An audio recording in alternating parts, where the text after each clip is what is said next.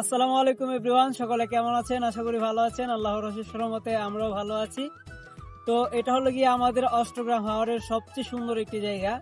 এই চারিদিকে সবুজ আর সবুজ, এই যে সবুজের সমাহার।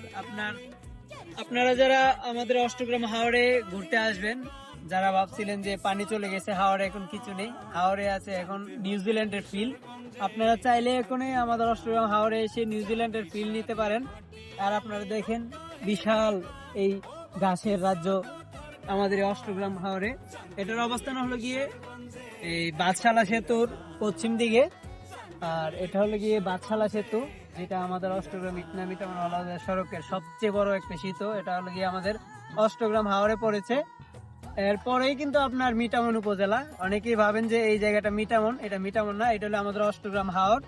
তো আপনারা আসবেন এই শীতের মৌসুমে, শীতের ফিলটা আমাদের হাওরে এসে নিন।